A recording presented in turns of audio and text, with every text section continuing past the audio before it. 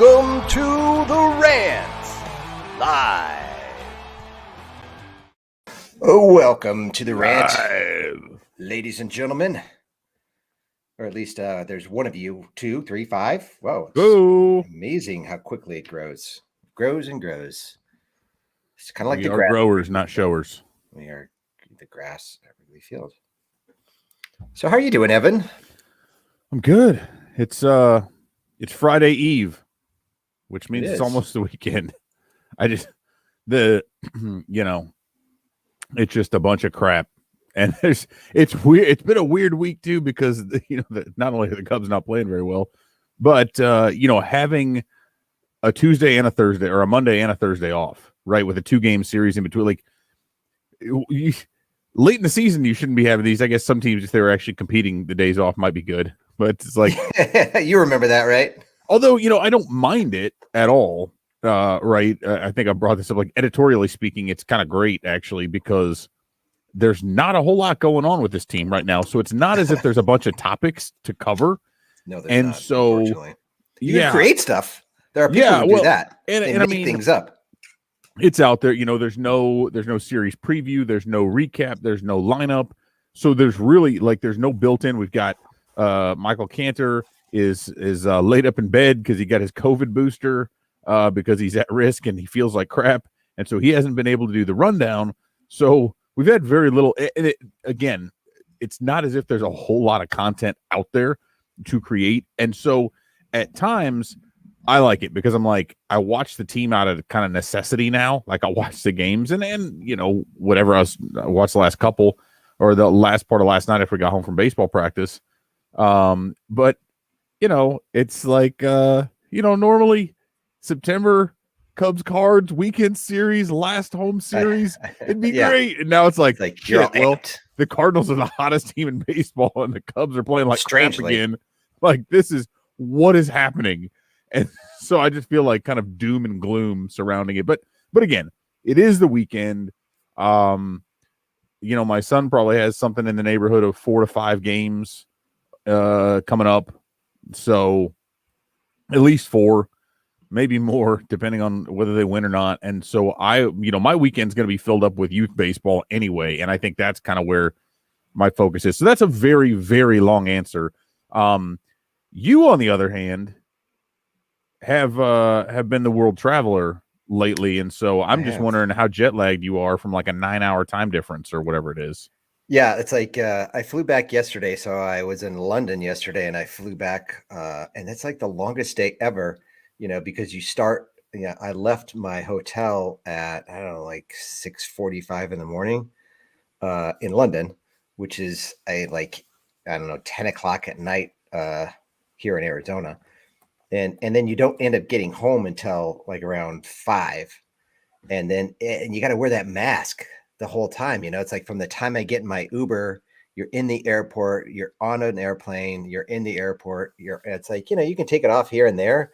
But man, I got to tell you, by the end of the day, I was just, my ears are hurting from you don't think about that until you're like actually in the moment and wearing the thing. They need to come up with a more comfortable. I know they've got the ones with the straps around the back of the head, but it's still, there has to be a better way, kind of a more comfortable version. You would think, like, after all this time, like, to me, like a wider strap, or if you had 2 straps that go higher and lower or whatever, like, versus the ears, right? Because the ears, after a while, I still have never. Or just a little adjustable, like, those, like I wear the cheap little medical ones because they're like the easiest to breathe out of. And but the couple things with that is they get like this fuzz kind of on them, and then the fuzz like sticks in your mouth and your nose and stuff, and it gets all itchy. And there's no perfect solution to that, but I have a feeling we're gonna just have to deal with it. And it's nice because at least it lets us travel. Like, I don't really have any concern. I mean, God knows I've been tested for COVID about 50 times by now. I've been vaccinated and all these other things. So the good news is that I got tested the other day. I still don't have it, so that's fantastic. That's good. I flew on the airplane all the way home, and I don't think I was exposed to it. The flights were wide open, but coming back from Europe, I mean, because Europeans, I was over there and I went to a conference when I was over there, and a lot of the Europeans are like, that I was just talking to randomly, would be like, oh, what's the deal? Why can't we go to your country? I mean, I've got people who want to come over here for conferences and things that are going on. They can't come over here for any reason. So finally they're opening up the country in November, but that was just that hasn't made any sense to me whatsoever. But yeah, and that's so I still haven't officially canceled my trip. I'm supposed to go to London in like 3 weeks for my cousin's wedding, but that's apparently not happening. I want to. I have everything, but my wife's like, no, you're not going. And so, I think the issue, I'm also coming through Iceland. I don't think there's any real issues there, but also the rest of my family has opted not to go, and a lot of other people are opting not to go. It depends on what the wedding is going to be like. Is it like outdoors? Is everyone going to be wearing a mask? That type of stuff. They're pretty strict over in Europe. Although London was different. London, like Paris and France, everyone wore a mask inside, and you have to have the vaccination in order to go into any business and to sit down at any restaurant. But in London was different. You didn't have to have that. It's more like the US where people like inside weren't wearing masks. Some people were, some people weren't. And that's where I'm like, well, the last thing I need, right, is like I can't afford to be quarantined for any reason. And so especially stuck in London. Right. Or if I was there or on Reykjavik, which is significantly cheaper than London, but that's where I was supposed to be flying through. So, it's probably I still haven't canceled because I'm trying to like figure out a way to still just go and do it anyway. But they're understanding, and my the man to whom my cousin's getting married, he was raised in Australia, so he's got an Australian accent, but his family is Indian. So his parents are from India originally, and so he's of Indian descent, but his Australian I think his citizenship is Australian. So like they can't because of like his brother and dad can't go. Like they weren't going to go anyway, just because of all this. So it's just really why, because it's like, okay, she's from initially they grew up around here, but then they live in Denver. They did, but now she and her fiance live in London, and his family's from Australia. So it's like this whole international thing, and then trying to organize it, and it's been pushed back. And so they're going ahead with it regardless, because it was supposed to happen a while ago. And so it just sucks because I really wanted to go, but now it'd be like me going by myself. My wife wasn't going to go anyway, but it's like my sister's not going, my mom's not going, my dad's not going, so it'd be like, okay, cool. There's like 5 of us here. So you got to go and represent the family, man. They have I think like 90% of the adults in the UK are vaccinated. So very, very high vaccination rate over there. So that's good. But it depends on like, if you got a lot of people traveling from other countries, assuming they would also be vaccinated, but we'll see. I probably will. It probably will not happen, which I'm bummed about. The second trip to London I've had canceled in 2 years. Seriously. Which is it's pretty shitty. But I'm sure we're probably hemorrhaging viewers and eventually listeners because we're talking about trips to Europe and not the actual topic around which our entire website and podcast is based. But it's actually a better topic of conversation, all things considered. I think a lot of people would rather probably be traveling than watching the Cubs. Clearly, because I don't know if you've been paying attention. There's not a whole lot of people. There's not a lot. There's as many people in the stands of the games as there are behind you in that picture. Basically, that's what I'm saying. Well, and then this kind of nice thing about being over in Europe is you become oblivious to what's going on. I'd check the score here and there, but just the games would be on during while I was sleeping, type of thing. So you really don't watch any games whatsoever when you're over there, which kind of saved me from some pain because the Cubs. We talked about we had a podcast last Wednesday, and the Cubs were 8-4 in September. So we had some reason for optimism. They have since gone 1-6.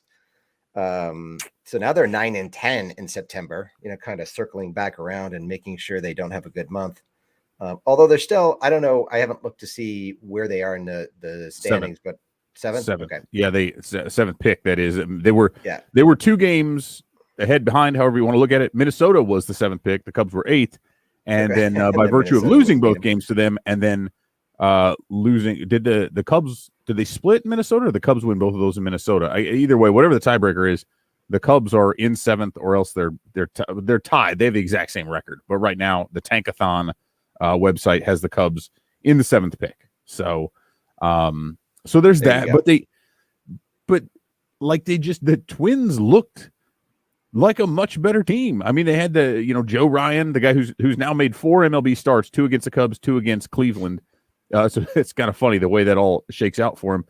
But he was dominant. He had like 11 strikeouts in 5 innings or 5.1, whatever it was. And I know it's weird. Like some people do not like the idea of putting 5.1 or 5.2. And I totally understand that because those look like tenths. But I'm like, when we're abbreviating things, I prefer to just go like that because that's what baseball uses. So anyway, but he dominated them.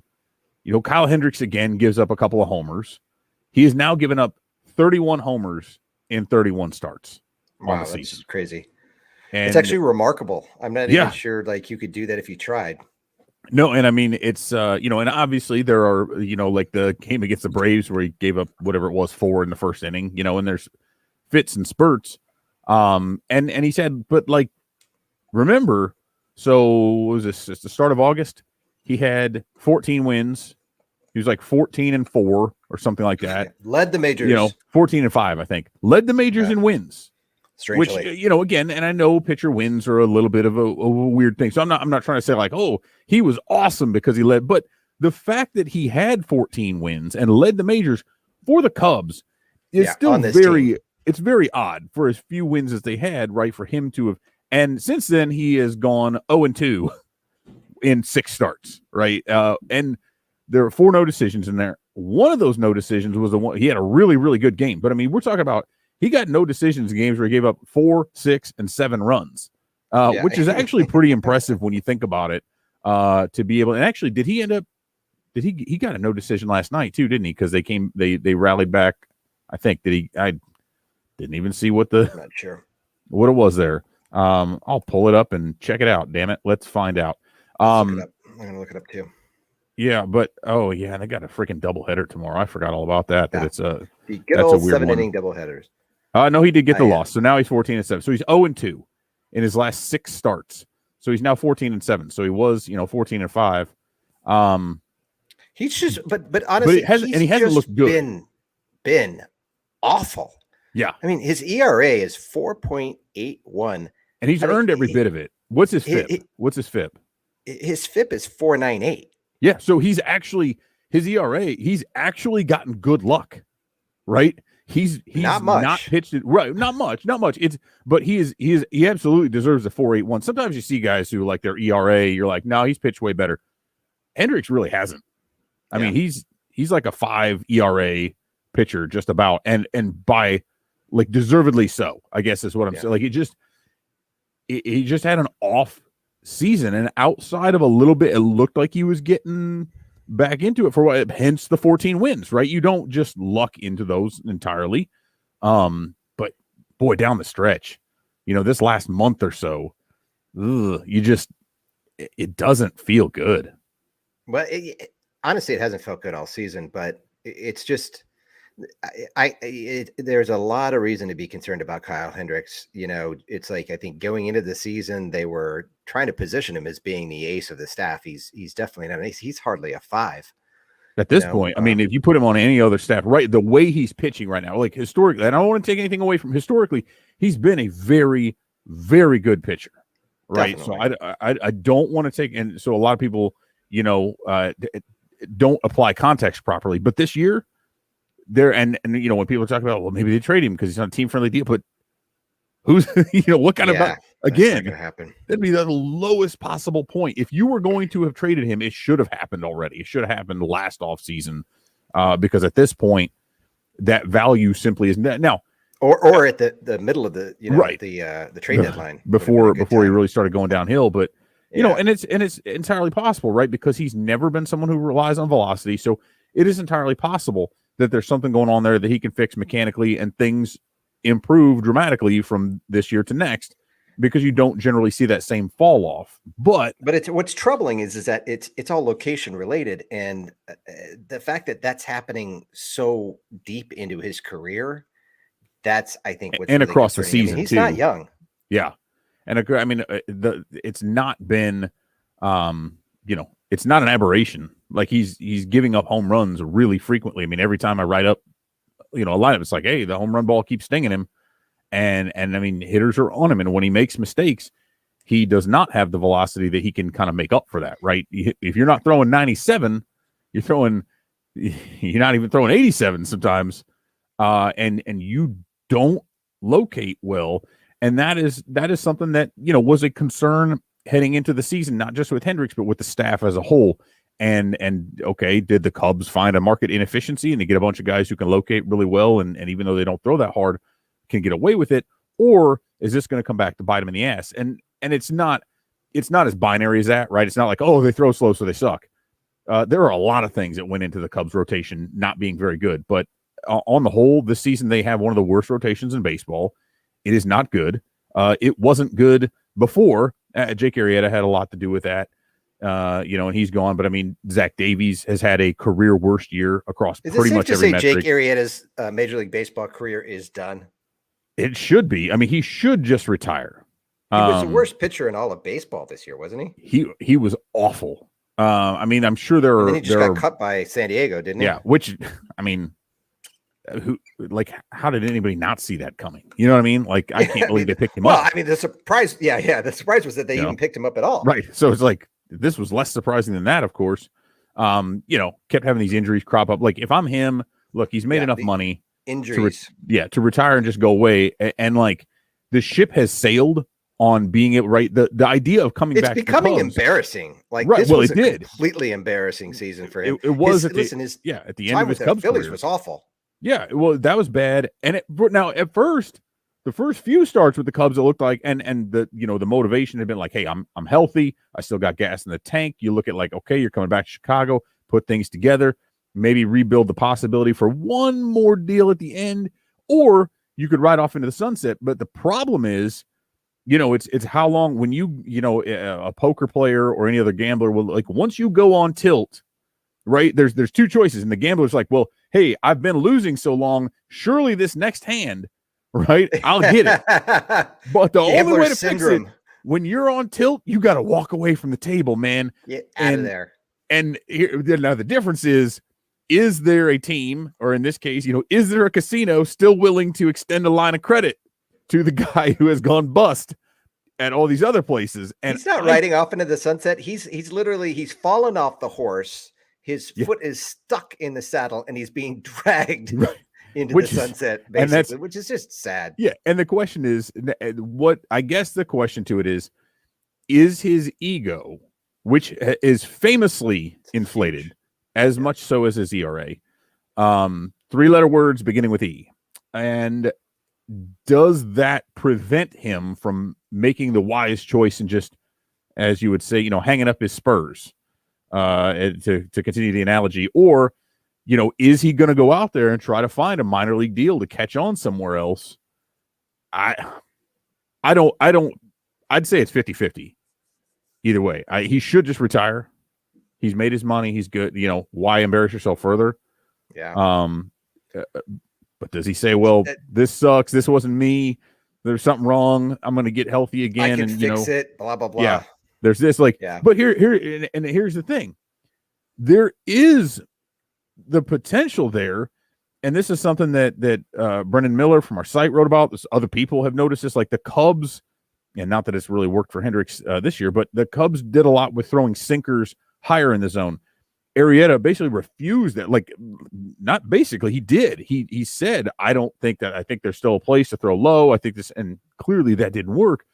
But we've seen that from him before, to where he has refused to make the necessary adjustments, whether that be to his pitch mix, whether it be because his velocity is down. So if he could make some changes, that's possible. We've seen plenty of pitchers do that over the course of their careers, but I just don't know if he's willing or able to do that. So we'll see. Hopefully it's not as part of the Cubs pitching staff. But to get back to the Cubs pitching staff, I mean, if you look at their staff going into next year, I mean, to me, Alzolay is the clear number one, which is kind of scary, to be honest with you. Hendricks I don't even think that's the case, because I don't think Alzolay's got a guaranteed rotation spot at all. Yeah.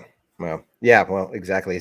Has he started? I haven't noticed lately. He's not started. No, he's not. Once they brought him back, He will not start the rest of the season. And is that just to limit the innings, though, or is that because largely? sure I mean, but they had said, if you recall back to the beginning of the season, that's what Ross and Tommy Hotovy both talked about, was that he would work in a kind of a hybrid role because they did want to limit those innings. Well, the problem became all their staff was in flux, to say the least, right? Like, guys weren't pitching very well. Nice way of putting it. You had injuries, you had people not performing very well, and so Alzolay was pitching very well early on, and so they kept riding that.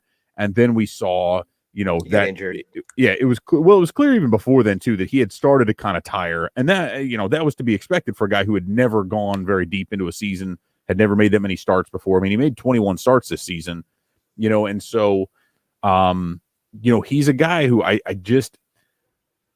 want him to be a starter. I really wanted that, but I mean, I was from back when he was at Myrtle Beach, which at the time was high A. I was like, well, this, and then it was only a 4. He had here's what's wild, right? You're talking about a guy though who had at the time only a 4-seam and a curveball with an occasional change that he was working on, right? Like, now he is sinker slider, sometimes curveball, or sometimes 4-seam. He'll still throw that.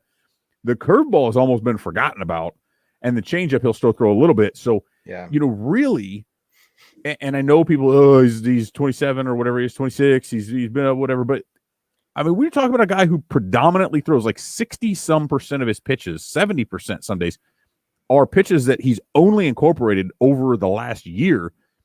For all intents and purposes, he's a rookie when you talk about his repertoire, really. And so is there room? Yes, but I still think, he's going to take some time to figure it out. He could be a really, and David. So if we go back to what I said, he might not even have a spot. David Ross said he's definitely the most talented pitcher in the rotation. He's got the best stuff, probably.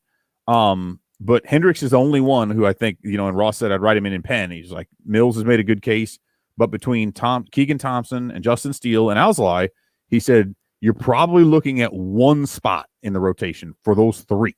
I think they will battle. It could be 2. But neither Thompson nor Steele has looked really good, right? So far. I mean, Steele was awesome as a reliever, and Thompson looked pretty good, but he's not really, and he's been hurt and everything. I mean, they've all been hurt, right? And that's been kind of the issue is, what do you try? They need to add pieces in the rotation. They need 2 more starters. Go get 2 starters, and then let the rest of those guys figure it out. And whoever doesn't make it goes to the bullpen that's already pretty fully stocked and has more guys coming up. You don't have to spend a dime on the bullpen, and they have got arms for days that are still coming up through AAA. I don't think that's an issue at all. But they got it. If they're going to spend money this offseason, it's got to be on pitchers. Yeah, to me, Thompson has been kind of the biggest disappointment. His ERA is not terrible. It's 3.4 ERA, but his FIP is 5.23, and that's a huge disparity. And so I guess, I don't know if I expected more from him or if you just kind of the way that he's been used. It's, so I don't know. I think David Ross may be in a position next year to have to start both Thompson and Steele, just depending on what happens in the offseason, and I mean, if that happens, look for the Cubs to, be battling the Pirates for last place next season. Well, and here's, when you talk about Thompson, the thing I think that is disappointing, and I'm trying to bring up the numbers here, he doesn't put batters away, right? If you look at his stats, it's and relatively speaking, he's control is a big issue, right? You got a lot of walks, and the strikeouts aren't bad, 8.58 K per 9, right? But 5.36 walks per 9, or BB per 9, if we will. And so when you compare those, 1.60 K to B, like, that's not going to, for a starter especially, like a reliever can kind of get away with a few more walks because, okay, per 9 innings, well, you're only pitching 1 inning at a time. And so you'll walk a batter every once in a while, right? Maybe once every 2 outings, which still you don't want. That's still a high walk rate. I don't like it. But I was trying to look at this. And so the issue that I was having, though, and I don't know if this is a mental thing, but, sometimes guys get in there in the starting rotation, and for one reason or another, maybe it's, a lot of it's mental because they're saying, I got to conserve my energy or whatever. But his last 4 starts, right, if we go back to, it's been over a month now, right at 821 Mhm. when he came back off the IL. And they've all been very limited, right? The Cubs are using him basically as an opener for a lot of these, but on 8, and then he had another little stint there when he was down for a couple weeks. But so we look at 821. They send him down to stretch out. He comes back up, 1 strikeout, 2 walks. A week later, 1 strikeout, 2 walks. 5 days after that, 3 strikeouts, 2 walks. And then he went on the IL. He comes back, short start, 0 strikeouts, 2 walks. So in every one of these starts, none of which has been four innings is the longest. So we're looking at 9.2. So, a long game, but 8 walks and only 5 strikeouts. That will not play. It just does not happen. And only around a 40% ground ball rate. Right. He actually had a really high ground ball rate the last time, but it was only over 2 innings. So it's really, again, you got to watch out there. But, and I think it was against the Royals. That was his first start when he came back. And that's not a very strong lineup. And he just could not put guys away. He would get into 2-strike counts and just couldn't get. And I'm sorry, but like that bothers me, even if you're in a relief role. But if you cannot go out there and get batter consistently, every once, hey, major league hitters, you know what I mean? Every once in a while, they're going to get on one. We've seen that a lot. But man, and I think some of these guys mentally, again, as a starter, they're like, I don't want to burn my energy up in the first, second inning. I got to save it. Like, okay, great. But if you're just out there soft tossing, you're not going to make it to the 3rd or even the 4th inning. Yeah. Well, so, doesn't this all just translate into the fact that the Cubs still can't develop starting pitching? I mean, if you look at the guys that are up, we just talk about Alzolay, Steele, and Thompson, the guys that have basically been, the starters, and Mills. I don't think you can really include him because he came over from they got him in a trade. Royals. Yeah, that was the Donnie DeWeese trade originally, and then they actually have DeWeese back in the system now. But and so, I mean, it's just, to me, it's just an indictment on the Cubs' inability to be able to develop starting pitching. And it's just a continuing trend. But now we're actually seeing it play out because, in the past, there wasn't really that much of a need to kind of try to rely on that, any of the younger guys, the prospects coming up and fitting into the rotation because of the pitchers that the Cubs had up until this point. But this season really has exposed the Cubs and their inability throughout the organization to develop starting pitching. And then, I mean, there are a lot of pitchers in, the system, but it's like, are there any starting pitchers short of, which is the guy who hasn't pitched much this year? I'm blanking. Braylon Marquez? He hadn't pitched at all. Marquez. Short of Marquez, who we would say would be kind of a guy who's going to come in and slot right into the rotation. Corey Abbott is one, I think, who could come up and do well. He came up and didn't really do that. Yeah, I mean, again, I think you gotta watch out for the short spurts. I mean, he's someone, and again, we haven't seen Marquez. He's pitched the 1 inning in the majors last year. We don't know what's up, and that's it. Yeah, well, I mean, he's back in. He's throwing bullpens again. He's going to pitch in either the Arizona Fall League or the Dominican Winter League. One or the other. He will throw there, and I mean, they're going to be very cautious with him because of the again, just the lack of time. There's no structural issue with the shoulder, they say. So, hopefully that carries through. But yeah, I mean, I think one of the issues though is when you look at these guys again, and this was because they continue to not rely on these young guys right out of the gate, right? When you have Zach Davies and Trevor Williams and Jake Arrieta, right? All these guys who again are not going to be part of the future. 2 of whom aren't even there right now. And so you say, okay, Justin Steele, okay, Keegan Thompson, you're going to be relievers, and they're lights out. Especially Steele. Steele was awesome as a reliever, but then it's like, okay, well, shit. Now things changed. We got to go get stretched out. And so now you're asking them to go do a whole different thing. And then you come up and it's like, all right, well, otherwise, shitty rotation, bullpens in flux. We just stretched you out. We're not going to let you go more than, 3 or 4 innings. And hey, figure it out. like I think that's kind of the tough part. So it's good that we've seen them start to actually use their young pitchers, because for the longest time it's like, we'll just keep these guys in the minors forever and you'll never ever see them. We're not going to trust them. Like we said with Marquez last year, I'm like, I don't give a shit if he's raw. You know what I mean? Like, it's a 60-game season. The bullpen sucks. This guy throws 100. Let's go. Other teams are doing it. You know, the Padres had a guy make his major league debut in the freaking playoffs. So, you know, don't tell, he's young. I don't care. If you're going to get more aggressive, get more aggressive. And to that point, they have. But, and actually, I guess I go back to your point, and who else do they maybe have? I don't know how it'll work out, but Scott Kobos just got, a friend of the show. I'm pretty sure we were the first introduction he had because we interviewed him on here like a week after he signed with the Cubs as an undrafted free agent. I would have broken the news if freaking Coastal Carolina hadn't tweeted out first, those bastards. But that's his alma mater, so I'll give it to him. But anyway, he started out at Myrtle Beach this year and has now played for all 4 affiliates. He debuted last night for Iowa, had a little bit of a rough, he walked a guy, gave up a single. He came on with 2 outs, and then got an out. So far he's got like a lower than a .29 ERA. He's given up 1 run all season across 4 affiliates. Long story short, lefty, was initially slated to be used as a starter, but he had COVID in the offseason, so he had a slow ramp up, and then had to be brought in as a reliever so they could get him rolling.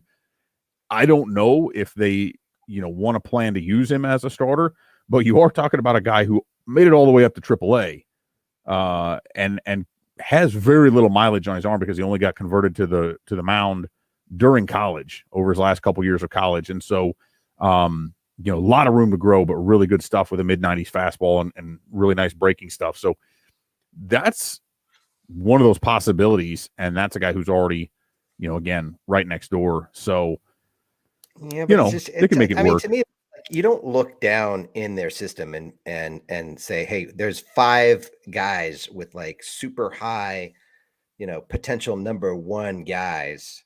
Yeah. Kind of upside. You just don't see that. And it's just like, I know another, like Michael McAveen's another one because he was hurt. But I mean, they've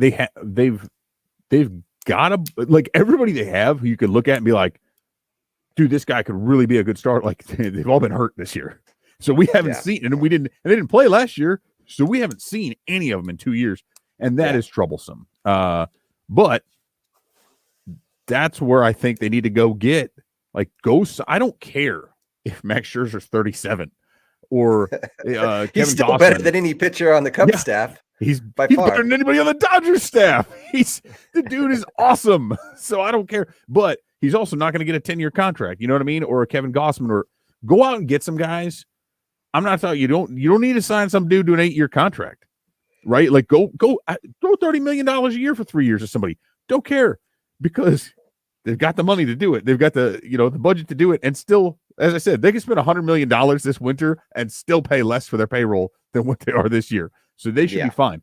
But if they can bridge that and get a couple of those guys who, like, hey, now you use some of these players, even if they don't start full time, and you kind of rotate some guys in and out of those 4th and 5th spots, and you have a few that you don't have to rely on your rookie starters yet, and you can sort of bring those guys along, or find somebody on a pillow deal who's looking to kind of bounce back and kind of parlay that into, either they try to do with Arrieta, it didn't work. That's where I think they kind of have to go. The trouble they got into before was they were paying so much money toward pitching, just overall. I mean, when you're carrying Lester and Darvish and Chatwood, I mean, right there is, all told about $400 million worth of contracts, right? So they can't do that again, but they could. Of course, in order to do that, if you are going to sign a Max Scherzer, he's not coming in and be like, yeah, dude, I'm cool losing 100 games. Like, if you do that, there you go. That's, I go back to what I've said a couple times, where that's your Lester. That's the guy where you're like, hey, this year might be a little tough. We think we're going to be we're definitely going to be more competitive, but we think the year after that, we're really going to go for it, because, hey, look, Brendan Davis is going to come up next, right? Because that, at least with Lester, they could say, like, look at all these guys we got coming up. Now, of course, it's a different story. They're like, we got Brendan Davis. Yeah, we got one guy. Alexander Canario's he's an A-ball, so he's cool. Oh yeah, dude, this James Triantos kid. Yeah, where's he? Oh, well, he's playing in the Arizona Complex League. He's 18, so another 4 or 5 years. And sure, like, I'm gonna be on a beach, sipping margaritas and counting my money in 5 years. Fuck Yeah. you, get out of here with that, But that kid does look like a stud. So I will, maybe he's up sooner. Yeah, we got Pete Crow Armstrong. He was playing an A-ball and then he tore up his shoulder and had surgery and he hadn't played. Who knows? He's like 20, whatever it is. So, yeah, I mean, I do. But here's the thing. I keep coming back to it. If there's that much green in the stands, there's not much green in the pocketbooks. They have to figure out a way to get people there because this product is not exciting. And I'm telling you, if they're people still getting really believe 20,000 people, 20 to 25,000 people. They said there were 25. There's no way in hell that's like the paid attendance. You know what I mean? They're not counting people coming through the turnstiles. Yes, that's how they count it. They don't count. They're not counting people coming through the turnstiles. They count paid attendance is what those numbers come from. Really? And so, yeah, when they count those, that's paid because that's the only way you can really track it. I mean, who knows? Somebody could come in and out of the thing or whatever, but so they're not getting. But even if they are, 20,000 people is half full. 20,000 people, 60%. 60% ain't going to do it. They'll break even. You know what I mean? It's going to be interesting to see what happens next season because, listen, I mean, just based off of everything you just said, it's just, and that we've been talking about, it's very difficult to think that the Cubs are going to be able to pitch this team to anybody, to anybody who wants to look for a team to come and kind of win now type of thing. This team is not going to win next year. This team is going to be, my prediction, very bad. I think that's a pretty safe prediction to make. And I can see them even being a sub 500 team in 2023. And so I don't think that'll happen. I think they'll have to. I for think our sakes, I hope it doesn't happen. Well, no shit. I mean, because our viewership's going to look just like our readership is going to look exactly like Wrigley Field behind you there. But no, I mean, we got 3 guys. Yeah, and I'm not. This isn't even like a Pollyanna. I love the Cubs. They're going to be great. Kind of a take. It goes back to like purely business, and I understand, and I know a lot of people are skeptical. Like, oh, Papa Joe, he still thinks people. I'm like, dude, I get it, but they've got to be looking at their receipts, going like, holy shit, man, we're not going to make money if we can't, because people are not going to show up and pay those prices for all these things. And so again, and I'm right there with PKF, is that if they do not, and like I'm not saying Jed Hoyer and Tom Ricketts aren't like Ricketts is definitely blowing smoke up people's ass with just about anything he says, right? So I'm not saying that, but they do say, hey, this is going to be a quicker rebuild than before, and part of the reason it has to be is because they can't follow the same blueprint of going 5 years of several years of losing close to 100 games and sucking out loud when Theo Epstein and Jed Hoyer came in, because they were supposed to have already set that blueprint. You can't redo it entirely. You could scrap the majors. They have to be competitive by 23.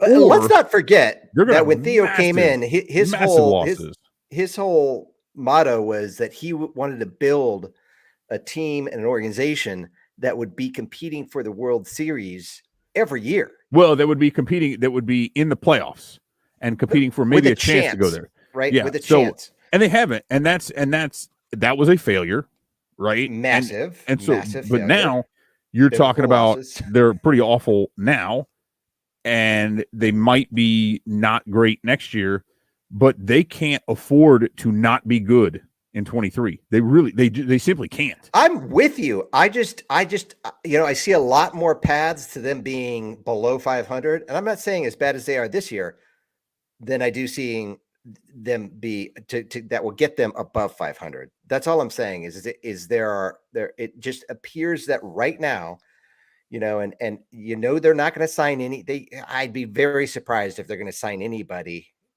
next year, anybody of really any impact. It wouldn't make sense to spend money next year when you're not going to win next year. There's just no doubt. Unless you know that you have to bridge something, because here's the thing. Again, as I said, they could spend $100 million this winter and still be below the payroll from this year. which is around 150, 160. 150. Yeah. Yeah. And again, that's incorporating, let's 100 million. That's a lot of money, right? So give me a few million one way or the other, arbitration and bonuses and that sort of thing. So $90 million, you could sign a $30 million player, a $15 million player, another $15 million player, a $10 million player, and a couple fives. You could add a lot of talent. Like you could add a stud number 1 pitcher, a number 2, assuming Hendricks moves all the way back to 3, and you can fill in a couple spots. And we're talking about Brennan Davis, who should be up because that dude is too good for the minors, period. Now, well, I get it. Like, service time, blah, blah, blah. That's probably going to change with CBA. So he should be up. There's no reason on earth for him not to be. And now you're talking about not having to fill in as many holes, and you go out and you find another couple pieces. I mean, I really think the path to them being at least mildly competitive to next year is not that it's a straight path. Whether or not they want to walk it is what it's maybe slightly uphill, but it doesn't require a ton of money and it doesn't require a ton of pieces. Just to get yourself on that to where now you can look at it and say, okay, now what do we need to do for 23? Where do we need to add? Because at that point, you do have probably a couple more starters coming up. You do have a couple more position players coming up through there, and you'll see where those gaps are and what you need to fill. So, And they've got enough talent in the minors that could trade from it. The other thing that you have to, your scenario that you're building here is kind of dependent on no one getting injured. So you get an injury or two. Yeah, like if a frog had wings, he wouldn't bump his ass when he hopped. I mean, but there's always going to be injuries. I'm just saying you've got to factor that in. No, and that's what I'm saying. But they've got depth in terms of Rafael Ortega and Schwindel and Wisdom and guys like that who I think, and I wrote about this the other day. I said, when people ask me, do you think they're pieces for the future? I'll say yes, and not because I think Frank Schwindel is going to play like an MVP or that Patrick Wisdom is going to bang out 30 home runs every year, or like 40 some, which he would have been on pace to if he had played the whole year. But now all of a sudden, if you have those guys there and you say, well, gosh, hey, we went out and we signed, Carlos Correa or whatever. And okay, well, now that means that Nico Horner's going to have to slide over to third or, I don't know, say what you will. And that Wisdom now is going to play, he's going to be a fourth outfielder and the utility guy. And David Bodie is probably gone. But it's having depth now all of a sudden to where, hey, you've got Alfonso Rivas who can play first base and the corners. You have a bunch of these guys. And, right, Nick Madrigal is essentially like picking up a free agent is kind of how that works, right? Because he comes in. And so now you've got Madrigal and Horner, which I don't like. I hate, actually, having zero power in the middle infield. Yeah. But it's a whole lot of contact. And so now all of a sudden you've got – and Schwindel is a monster contact hitter. Even if he doesn't hit as well as what he is now and he comes back down to something normal, you can get away with Wisdom. Although lately, man, that dude wears a golden sombrero every damn night. Like it has been – he struck out 4 times again last night. Holy shit. I think he struck out 4 times in 8 different games this year at least. So, like, he makes Javi look like a disciplined hitter, right? I mean, we're talking – his strikeout rate is the highest in the majors since the time he arrived, and it's gotten higher over the last month. He's close to 50% over the last month, or in September here at least. So that wouldn't be over quite a month, but 3 weeks. And so, but you can get away with that if you have dudes like Nick Madrigal never strikes out. Horner's a major contact hitter, and then if Ian Happ actually plays a full freaking season like he has at the first part, take the first part of the short season and the last part of this season, like since the trade deadline, and put that together, all of a sudden, holy shit, you got a pretty good season. So we've seen the capabilities, and maybe Jason Hayward will retire. I probably not, but like that's not when you're getting paid what 25,000 or however much, or 25 million. It better be a shit ton more than 25 grand. But man, I would love to watch him just be like, you know what, Cubs, you've done well. He's a really good guy. Yeah, I'm like, here's your Roberto Clemente award. I'll just walk away from this whole freaking contract, and or the Cubs could just cut him. The money's burned either way. If that's, what I mean, like, but it would be really not like for everybody's sake. Like, it would just be great if he would decide to walk away, or if the Cubs would just release him. Because They there's just keep no on like a Bobby Bonilla deal where they pay him, a couple mil every right. Hey, year let's for the next restructure the 30 back end of this. years. We'll pay you $1 million a year for the rest of your life, and just we can fill that spot then.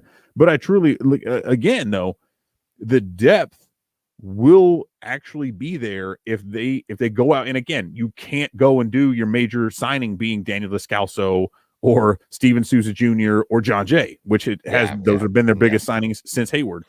Position Well, player and the guys that we're talking and about Josh right now are Peterson. all better than those signings. And Right. these are guys that just came from the system, really. Yeah, or that showed up out of freaking nowhere, like Frank Schwindel. Like, hey, the A's don't want him anymore. All right, we'll pick him up.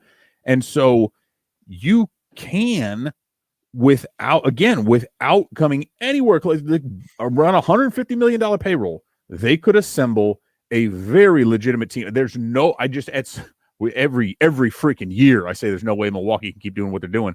The pitching's still scary. There's no way. I mean, the Cardinals, again, do they keep it up? Maybe, but you don't have to spend a ton to compete with them.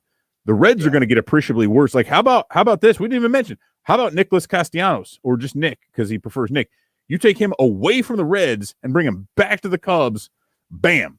All of a sudden, now the Reds will suck next year. The Pirates are still going to suck. If the Cubs are going to have to do something to put seats in the butt, or to put butts in the seats for sure. There's probably some proctologists out there that have had to remove seats from butts before, but if they don't do that, though, they're not going to have anybody in the stands. How about this then we're dream really scenario? Talk about a financial problem. Jason Hayward retires. You sign Nick Castellanos to come back in and play right field. You've got you keep Contreras, maybe extend him even.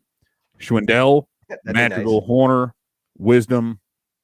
Again, we mentioned I think they need to go out and find a center. Okay, so Nick Castellanos in right, Brendan Davis in center, Ian Happ in left. Max Scherzer, and I don't know, give me, whatever. Find another starter, and then you've got Hendricks and Alzolay, and maybe Mills is the number 5. Maybe it's Justin Steele. Maybe Braylon Marquez eventually comes up later in the season. That and then you've got some other depth pieces. You've got Rivas and some other guys, and Bodie, and maybe you bring Matt Duffy back for another go at it. Like, you could be a competitive team with that, and then you look at it and say, okay, the following year, now we go out and get some legit. Like, that's a lineup that could do some damage. Again, and you could do that for under $150 million. So I'm just throwing it. Like, is it a bit of a pipe dream? Maybe, but it doesn't really. Yeah, I'd take Robbie Ray. Get Scherzer and Robbie Ray. I don't care. Go get them both. That should be doable. Because here's the thing, and the glory part under my scenario right there is I said Jason Hayward retires. That takes $25 million of the $40 million you've got committed in next year. So now all of a sudden you can spend $125 million and still be under 150. Again, that requires a lot of things falling into place, right? And so I am oversimplifying the shit out of this, but it's not close to impossible. Like I said, it's a straight path, man. We're back to the days of Cubstification, which is what Cubs fans always used to do every single season, when we would justify exactly how we were going to get to the postseason because our team wasn't as bad as we thought it was, and the reality is that it is. Yeah, and we know that because we just came off of years where we had studs like Chris Bryant and Javier Baez and Anthony Rizzo, kind of out, and if you want to throw Kyle Schwarber in there, and just guys like that, and then Ben Zobrist. I mean, it's like when you think about that team and what those guys did, and then you compare it to what we're talking about, there's just no comparison whatsoever. And so that's the difficulty I have, is in saying, it's just, yes, we can like kind of talk about this and try to convince ourselves that, things might be okay. And this, that, and the other thing, but it's just, it's hard to get to a point where you see a team, and that's a team in 2016 that barely won the World Series, right? I mean, it took 7 games and 10 innings. So it feels like we're a real far long distance. But here's my thing though, is that for 3 years, it at least made sense, because you were talking about going 15, 16, 17, they went to the NLCS every single year. Right. So even in 17, and even though they weren't the same team in 17, certainly, but ever since then, even when we went to 18 and 19 and 20, So really for 4 years after the World Series, but we'll 17, wasn't as, hey, NLCS and those couple of those Dodgers games could have gone either way.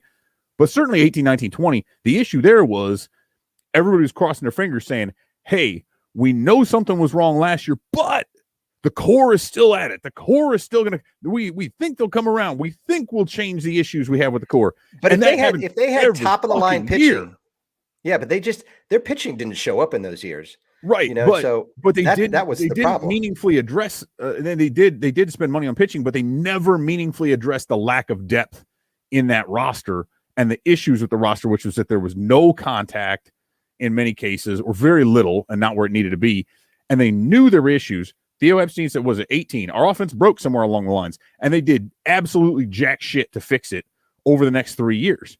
Whereas now, and again, so they were so passive about what they were doing, because I brought up, again, Jay was what, 17, 15, 17, whenever John Jay was, but Descalso and Souza, and then, Jock Peterson, who again, certainly does nothing to address the contact aspect of it, but they never went out and meaningfully addressed hitters and position players and actually getting an impact bat of any sort other than trading for Castellanos, who they then immediately let walk away.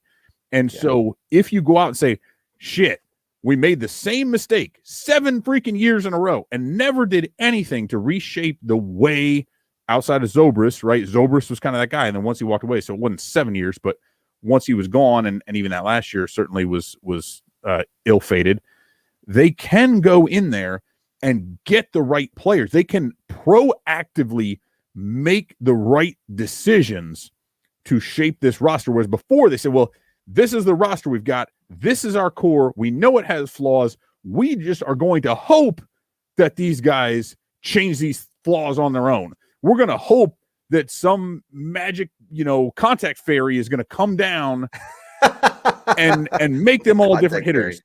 And it's like, well, you know what? That's not going to freaking work. So go out there but they've started to do that, right? They've started to proactively add pieces to change the offensive profile, but you cannot do that simply with Nick Madrigal and Frank Schwindel, right? You got to go out and get a Castellanos. You got to get some kind of a stud pitcher, because Lord knows the pitching ain't going to cut it with what they've got now. I don't care. Even if all those guys reach their peaks, that's just, you don't have enough there. You got to get, I want to see that vet. Like, I want that. Scherzer's a guy who I kind of like for the simple fact that, and I keep saying the Lester thing, but again, you're talking about a stud veteran who's been around the block twice. Yeah. And who knows his shit. Anyway, I just think that I honestly believe if they chose to, the path to competitiveness is actually not nearly as long or as windy as it might seem based on where they are now. However, here's the deal, right? The path to being competitive is a toll road. It just goes straight right over the valley, straight between the two mountains. Don't have to go down in the valley. Don't have to climb down and climb back up, but you're going to have to pay to go across the toll bridge. Or you can take the cheaper route and you can walk it, and maybe you break your fucking ankle on the way down or up. It's like, hey, paved ass road going across, Tommy. Just pay the toll and let Jed ferry you across. But we'll see. I don't know if that's but I don't know if Jed knows how to sail the boat. So we'll see. That was like 15. We're going to find out. Bad analogies wrapped up in one. But yeah. Well, if anything, we know it's that Theo is, his legacy is pretty well cemented, not just with the Cubs, but just in general. His inability to really develop an organization into an organization that wins more than one title.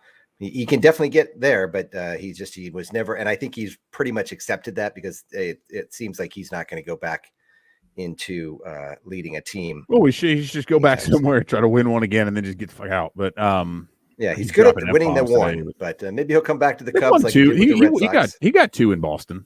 Yeah, but he left first, and then he came back. Yeah, so maybe he does that with the Cubs. Put on the gorilla suit. Maybe Jed needs to rock the gorilla suit for a while. Get some of those good vibes. Get on out of there. So the Cubs have a 4-game series against the Cardinals with a double dip starting tomorrow at 1:20. It's going to be the last home series for the Chicago Cubs. Well, they're kind of in the middle of the last home series because they had 2 against the Twins in the day off today, which is kind of weird. But And then they have another day off on Monday, and they finish up at the Pirates, and then maybe we'll do another show. I don't know.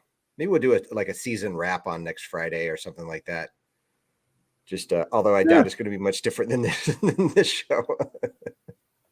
But who knows? We'll see. We'll see. We'll come up with some other topics. Maybe something interesting will happen. But the real topic of conversation over the next month-ish or so is going to be the playoffs, obviously, which maybe it'll be fun to talk about, like talk about the playoffs, not Cubs related content, but we can speculate about what's going on with them too. But we'll see. So until next week, I would like to bid you adieu. Oh, that's French, right? Is it? Au revoir, Monsieur. Au revoir. Yes, I would like to bid you adieu. And to all the people that are watching, all of the many, many people, we have thousands of viewers. It's incredible, the crowd, the audience we get. We'd like to bid you adieu as well. We'll see you next week. See ya.